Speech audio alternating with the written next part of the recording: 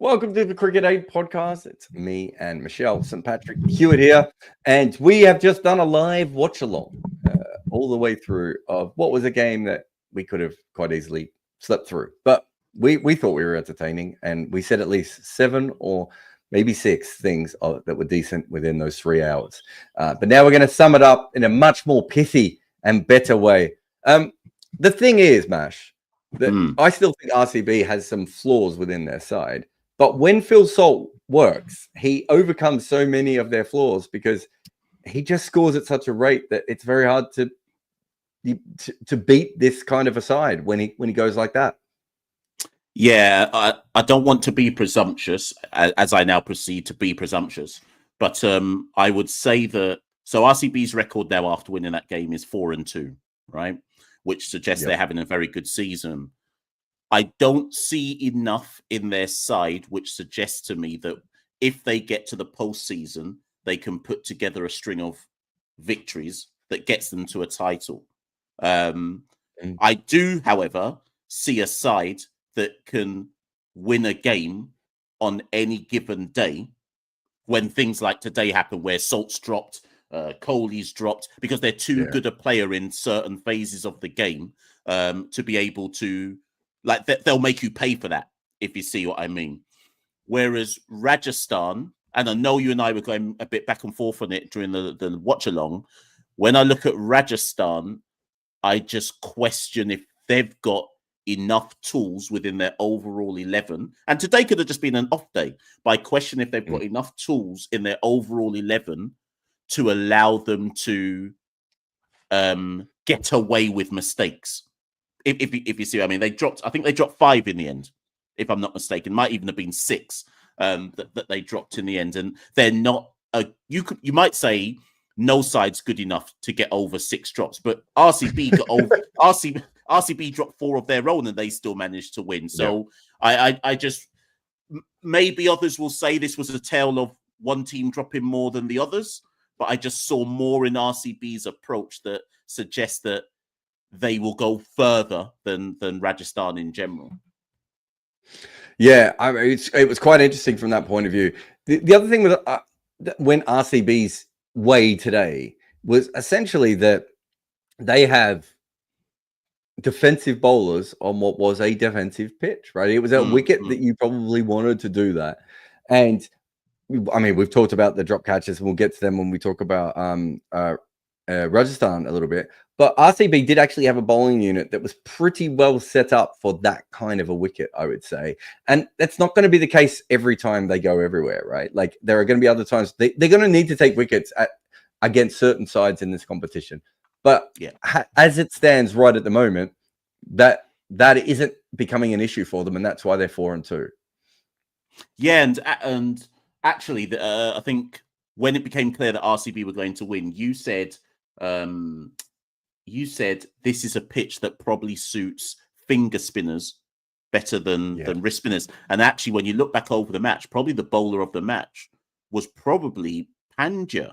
I think he actually he seemed to assess the conditions better than every other bowler in the match, in terms of, I don't think he was spinning it loads. You could argue that he was bowling like left arm darts in some senses at times, but he adapted very quickly to what was needed and played a kind of critical role in not allowing, in that middle overs phase, any of the Rajasthan batters to get away. And I think that therefore tied everything together in a defensive sense. All things considered, you've just said, so RCB is currently, I want to make sure I've got this right. RCB is currently 3rd, equal 3rd with Lucknow. They're both on 4 wins and 2 losses, but they have the much better net run rate between those two. You don't see them as a legitimate title chance at the moment, is what I feel. I'm just putting these words in your mouth. Yeah. I don't feel that you have completely backed them, even though they played very well today. Yeah, just when you've got someone like Phil, I guess when you've got someone like Phil Salt, right, you know that things have to go right for him to come off. And I think when your team's built like that, where, right, we need to get off to a great start, and that's what Phil Salt is there to do, I guess the question mark I just have in my head is, so what happens when that doesn't happen?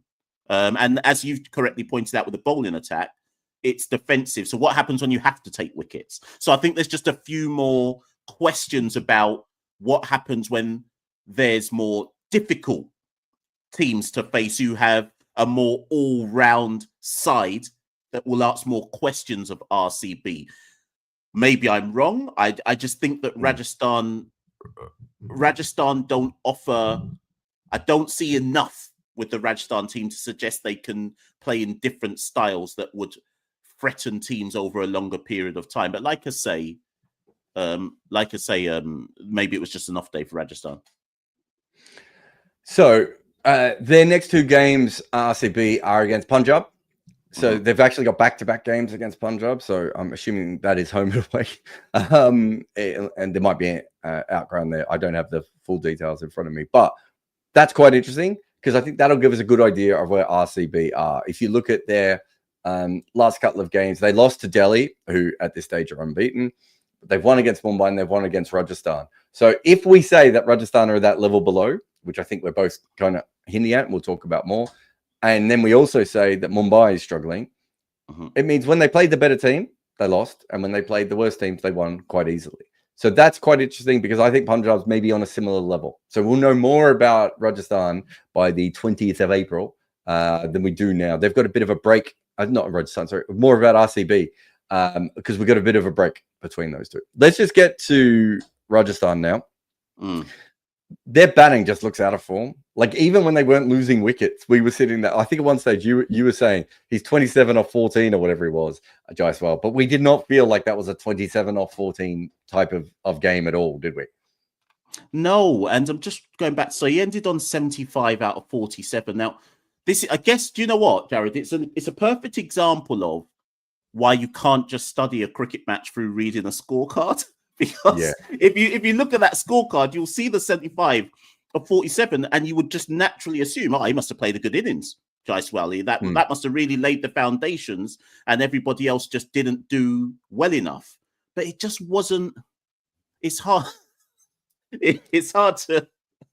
I just put up a comment that says Machel is going to receive lots of hate, and I don't know what it's specifically about, but I love the fact that we could put that up on every video before you start talking. I know already, but listen. But yeah, so Jaiswal's innings, I just felt that there was so we got 10 fours, 2 sixes. Maybe at the back end, you could say when he started to be a bit more expansive, he started to cash in a bit, and maybe you argue that that's what you're supposed to do if you're opening the innings and you bat quite deep into the innings itself. But I just thought, given how difficult Sanju was finding it, Parag probably got out at the wrong time because he was the only one that actually looked like he knew how to play according to the conditions. Jarrod at one point was 1 off 7 or something like that. Yeah. Was all over the place. So I just wonder if Jaiswal was potentially caught in two minds, where it was like, should I stick or should I twist here? And by the time he decided to twist, maybe actually it had come too late.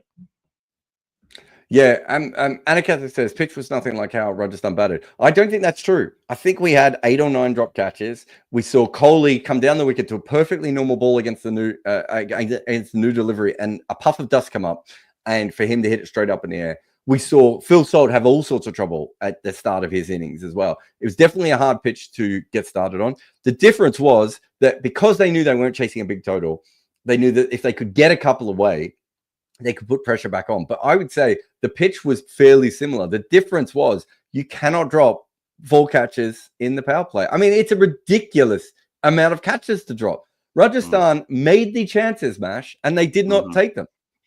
Yeah, and that's why we have to kind of temper some of the comments I've made about how well RCB played. Now, again, I'd say that you make your own luck, and if you get dropped, you have to cash in on it.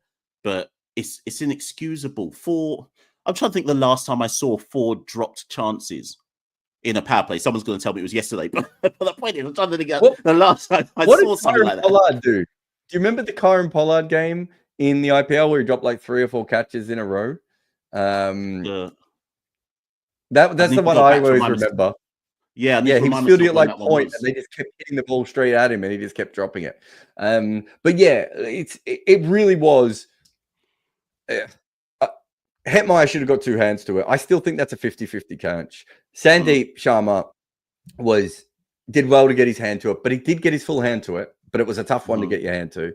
You then had the one at short cover from Jaiswal. That should just be taken. That's just poor. And the Parag one, the one thing I would say for Parag is it went very, very high.